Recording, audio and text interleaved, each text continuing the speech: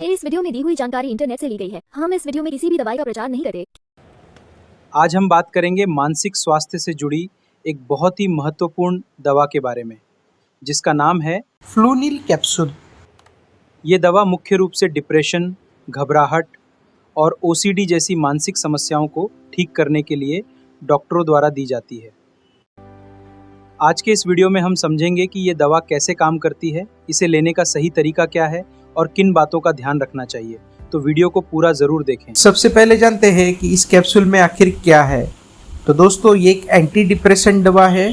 इसकी कंपोजिशन की बात करें तो इसमें फ्लोक्सिटिन होता है। ये अलग अलग स्ट्रेंथ में आती है, जैसे 10 mg, 20 mg और 40 mg, जो डॉक्टर मरीज की ज़रूरत के हिसाब से तय करते हैं।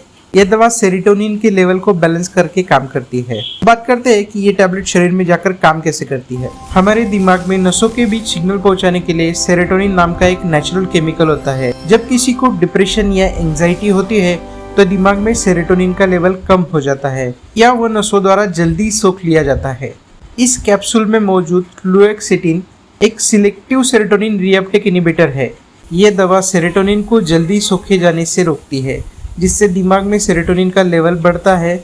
इससे मूड बेहतर होता है, चिंता कम होती है और व्यक्ति अच्छा महसूस करता है। इस कैप्सूल को डॉक्टर्स इन मुख्य समस्याओं में प्रिस्क्राइब करते हैं।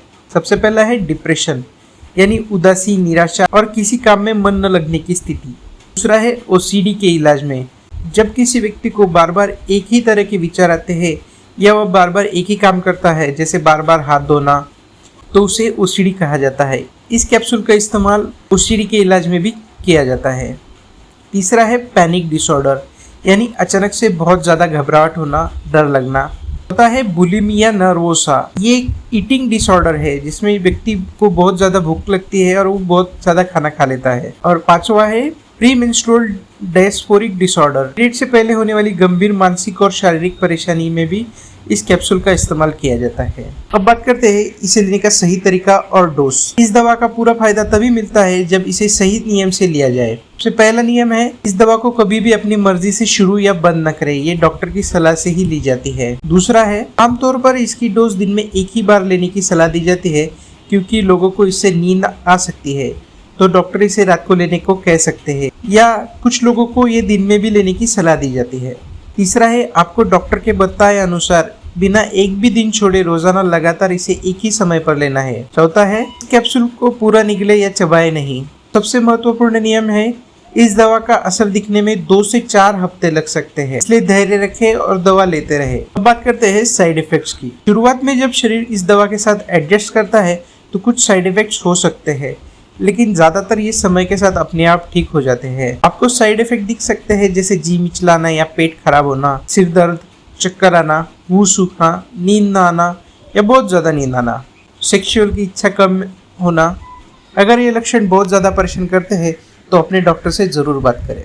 अब बात करते हैं सावधानियों के बारे में। इस दवा को लेते समय इन बातों का विशेष ध्यान रखें। पहला है अल्कोहल। इस दवा के साथ शराब का सेवन बिल्कुल न करें, क्योंकि इसके साइड इफेक्ट्स और चक्कर बढ़ सकते हैं। दूसरा है गाड़ी चलाना।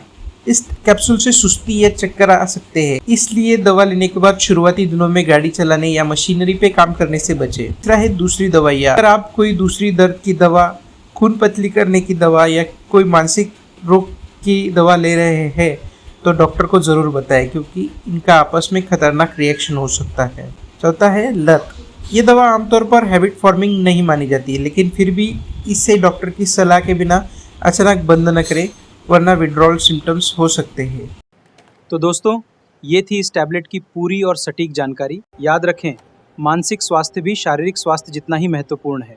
अगर आप या आपका कोई अपना तनाव या चिंता से जूझ रहा है तो डॉक्टर से परामर्श करने में झिझके नहीं। अगर आपका कोई सवाल है तो कमेंट बॉक्स में ज़रूर पूछें, और ऐसी ही सही मेडिकल जानकारी के लिए हमारे चैनल फार्मा सेवा को सब्सक्राइब करना न भूलें।